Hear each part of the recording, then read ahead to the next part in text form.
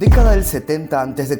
Un hombre de entre 30 y 40 años desafía al mayor poder militar de la antigüedad, Roma. Derrota a varios de sus ejércitos. Herido y agotado, avanza hasta el general enemigo, enfrentando a sus soldados uno por uno. Pelea hasta caer de rodillas. ¿Logrará vencer al ejército más poderoso del mundo? Lo que vamos a contar ahora es la lucha por la libertad más legendaria de todas, la historia de Espartaco y su legión rebelde, conocida en la historia como la Tercera Guerra Servil. ¿Hasta qué punto su historia es real? ¿Existió realmente Espartaco? Para reconstruir su historia nos basaremos en fuentes clásicas y estudios contemporáneos. Hay tres cosas fundamentales que deberías saber antes de seguir. Primero, las fuentes antiguas sobre Espartaco se suelen contradecir entre sí. Segundo, muchas fueron escritas más de 100 años después de los hechos. Y tercero, y esto es crucial, todas provienen del lado romano, del bando que lo combatió y que jamás admitió que un esclavo tuviera una causa justa. Y eso también condicionó cómo el cine y nosotros imaginamos su historia. Quiero dejar muy en claro que este no es un video más de mi canal. Espartaco no fue solo un ejemplo de la lucha por la libertad, sino que su historia fue la que me llevó a la pasión por los libros y a la creación de este canal. De hecho, su nombre está inspirado en un graffiti que los especialistas suponen que trata de Espartaco, y la serie del 2010 fue la que más veces vi en mi vida. Por eso hoy, después de estudiar por años las obras referidas a él, voy a hablar de la historia de Espartaco de la forma más completa posible. Bienvenidos nuevamente a este canal de investigaciones, historicismos, filosofías, pensamientos y sobre todo de grandes dudas. Bienvenidos a Spartax.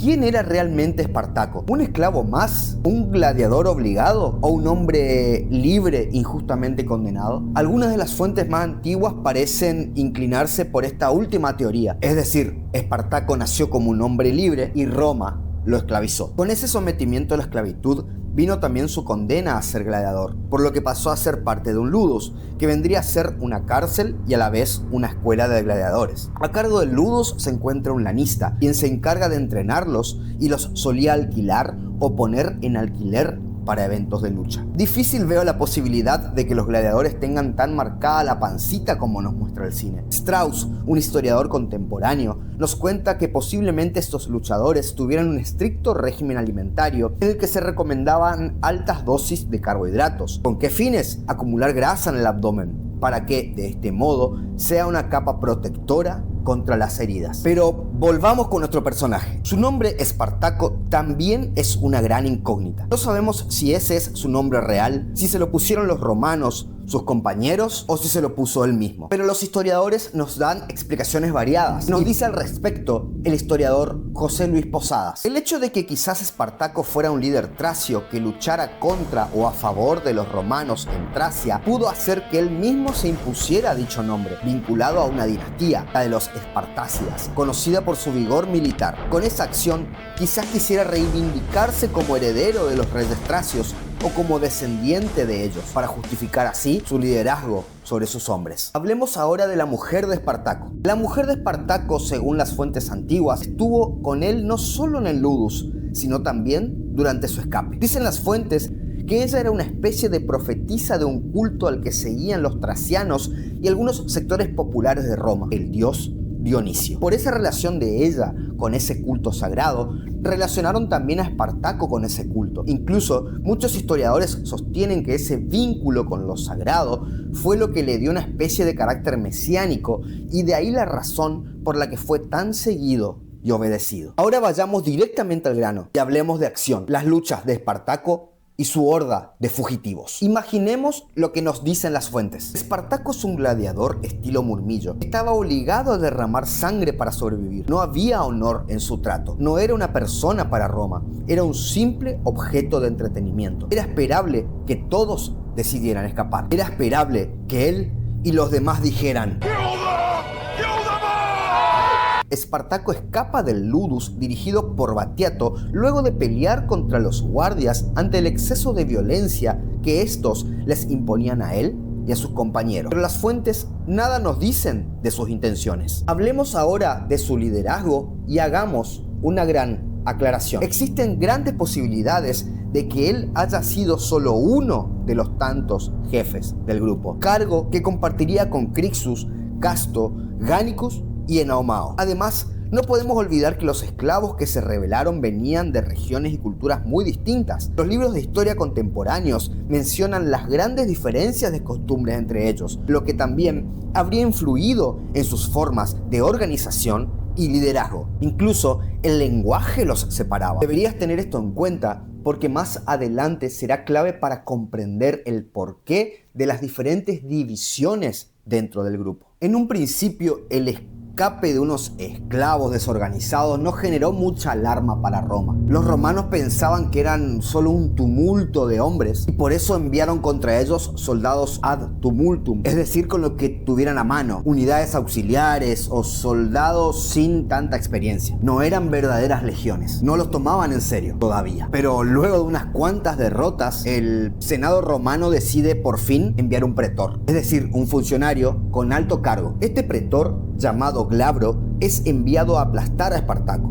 aunque también con hombres convocados al tumultum. En los momentos en que Glabro emprendería campaña contra Espartaco, los rebeldes se situaban en el Vesubio. El Vesubio fue un volcán dormido en ese entonces, que décadas después entraría en erupción, haciendo desaparecer ciudades enteras. Los rebeldes ven en todo momento crecer su número, liberando esclavos que se les unían y hasta personas libres. Quizás la razón de estos seguidores fue el rico botín que logran en cada saqueo y que Espartaco reparte en partes iguales. Sumado al carácter mesiánico de Espartaco que mencionamos, nunca lo sabremos. Sea como fuera, el número rebelde se irá acrecentando. De hecho, hay fuentes que dicen que llegaron a ser 120.000, aunque otras, quizás un poco más realistas, estimaron al grupo en 40.000 como máximo. Pero volvamos a las batallas. Glabro pretende cercar a los esclavos durante la estadía de estos en el Vesubio. Ese plan de cercar al enemigo hasta que se quede sin recursos y no le quede otra que pelear es una táctica ya famosa en esos tiempos entre los romanos. Pero la historia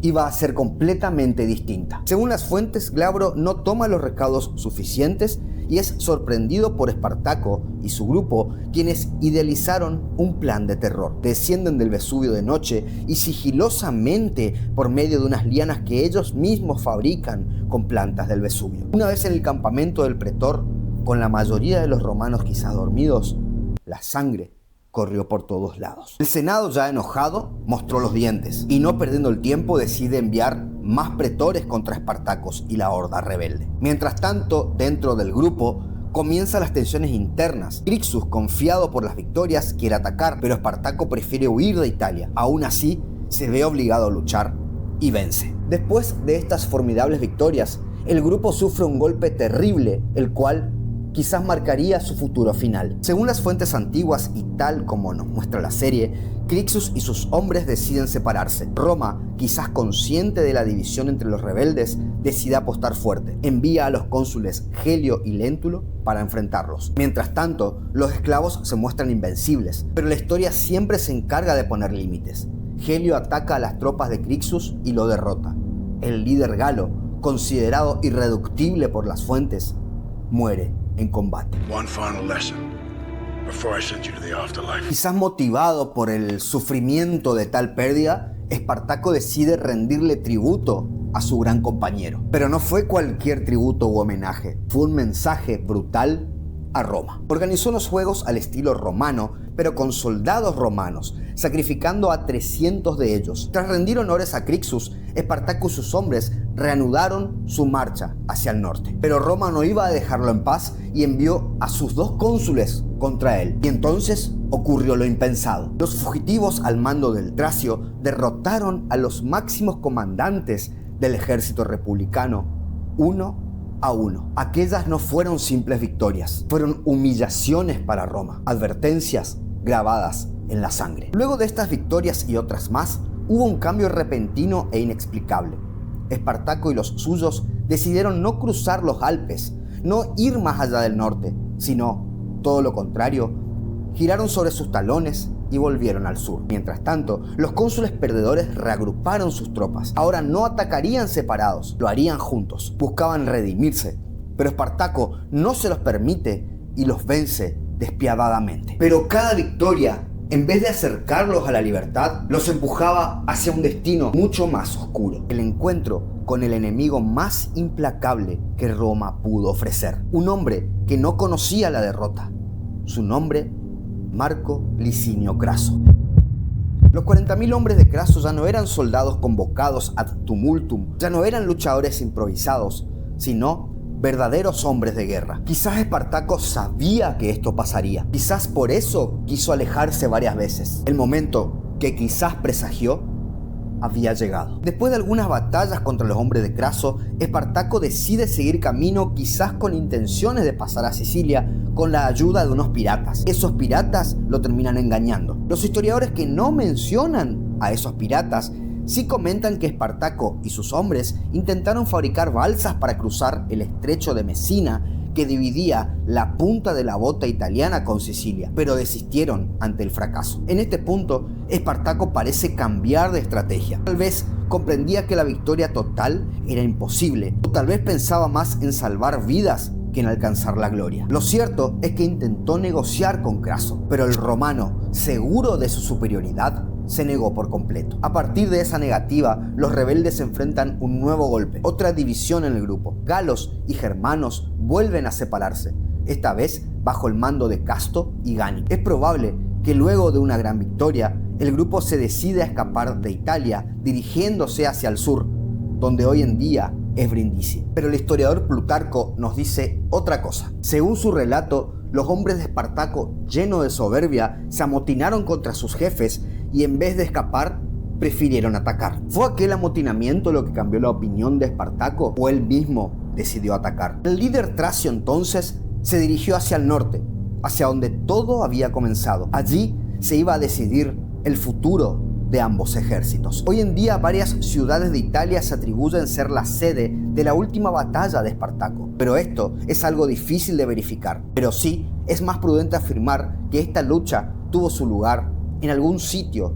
del Valle Silarus. La narración más completa de la batalla final está en Plutarco. Espartaco trató de abrirse paso hasta el propio Craso entre la multitud de armas y heridos, pero no lo encontró. Mató, no obstante, a 2 de sus centuriones que se habían lanzado contra él. Finalmente, los que estaban con él huyeron, pero él resistió frente a los muchos enemigos que lo rodearon y se defendió hasta la muerte. También hay una versión de Apiano sobre la batalla final y dice así: en el curso de la batalla, Espartaco resultó herido en el muslo por una lanza y doblando la rodilla en tierra y cubriéndose con el escudo, se defendió de sus atacantes hasta que él y una gran masa de partidarios suyos fueron cercados y perecieron. No se encontró el cadáver de Espartaco. Por último, hablemos de las crucifixiones. El historiador moderno Posadas estima que es poco probable que haya sido real ese suceso, ya que es un hecho físicamente difícil de realizar. Asimismo, el hecho lo relata una sola fuente, Apiano.